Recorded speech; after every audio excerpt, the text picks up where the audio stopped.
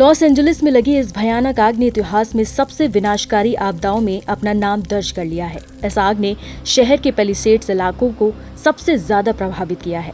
हवा की तेज रफ्तार और सूखे मौसम ने आग को और भी ज्यादा भड़काने में भूमिका निभाई, जिससे पूरे क्षेत्र में कहर मच गया। आग इतनी भीषण थी कि 12,300 से ज्यादा इमारतें नष्ट हो गईं। इनमें घर, रेस्टोरेंट और दुकानें शामिल थी, जो अब सिर्फ राख और मलबे का ढेर बनकर रह गई हैं।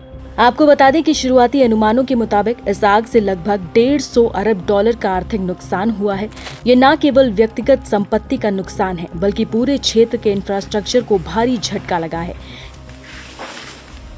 ये इलाका अपनी खूबसूरत घाटियों और पहाड़ों के लिए जाना जाता था, लेकिन अब ये जलकर बर्बाद हो गया है।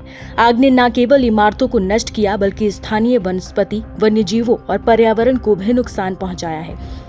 अधिकारियों का मानना है कि आग शुष्क मौसम और तेज हवाओं की वजह से तेजी से फैली। हालांकि इसकी मूल वजह का पता लगाने के लिए अभी जांच जारी है। आसमान से कैसा दिखा आग का मंजर।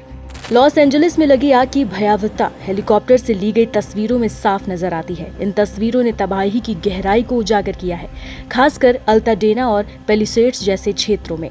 अल्ताडेना में पत्थर की चिमनियां और कुछ पेड़ अब भी खड़े हैं, लेकिन वो बचे हुए खंडहर जैसे प्रतीत होते हैं। ये इलाका ईस्टर्न आग के सबसे ज्यादा खतरे में रहने वाले क्षेत्रों में से एक रहा है। आसमान से ली गई तस्वीरों में कई बैकयार्ड में स्विमिंग पूल, राख में तब्दील हो चुकी कारें और पूरी तरह जले हुए घर दिखाई दे रहे हैं। पैलिसेड्स फायर ने पहाड़ी पर एक गहरा निशान छोड़ दिया है। ये वही जगह है जहां से प्रशांत महासागर का शानदार नजारा दिखाई देता है। अब यहाँ केवल जलने के निशान बचे हैं, जो इस क्षेत्र की प्राचीन सुंदरता को याद दिलाते हैं।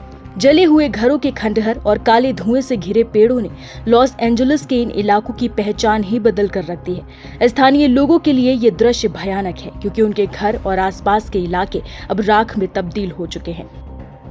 हजारों लोग बेघर हो गए हैं और उनका जीवन पूरी तरह से अस्त व्यस्त हो गया है।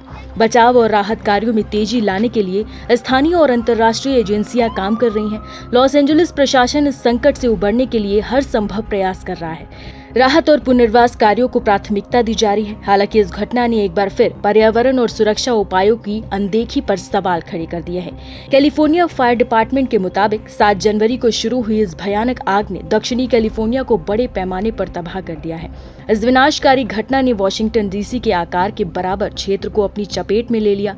इसे क्षेत्र की सबसे बड़ी प्राकृतिक आपदाओं में से एक माना जा रहा है। आग ने वॉशिंगटन डीसी के आकार के लगभग एक क्षेत्र को जला दिया है, जिससे पर्यावरण और समुदायों को भारी नुकसान पहुंचा है। इस आपदा में अब तक कम से कम 28 लोगों से ज्यादा मौतें हो चुकी हैं। बचाव दल लापता लोगों की तलाश में जुटे हैं। आग ने लगभग 16,000 बिल्डिंग्स को या तो पूरी तरह से नष्ट कर दिया या गंभीर रूप से क्षतिग्रस्त कर दिया है। इनमें घर, व्यापारिक प्रतिष्ठान और सार्वजनिक ढांचे शामिल हैं। हजारों फायर ब्रिगेड के लोग इस आग पर काबू पाने के लिए लगातार काम कर रहे हैं। हवा और मौसम की स्थिति राहत कार्यों में बड़ी चुनौती बन रही है। प्रभावित लोगों के लिए राहत शिविर और आवश्यक सामग्री उपलब्ध कराई जा रही है।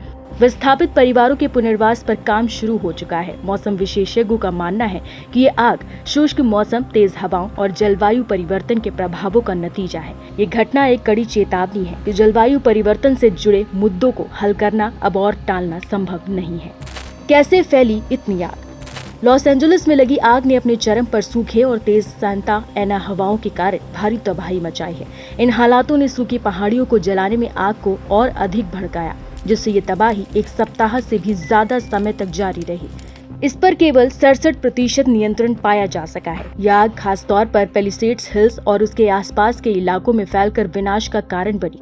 आग बुझाने का काम तेजी से चल रहा है, लेकिन पैलिसेड्स की आग पर पूरी तरह काबू पाने में अभी और वक्त लग सकता है। स्थानीय प्रशासन और अग्निशमन विभाग पूरी क्षमता से काम कर रहे हैं।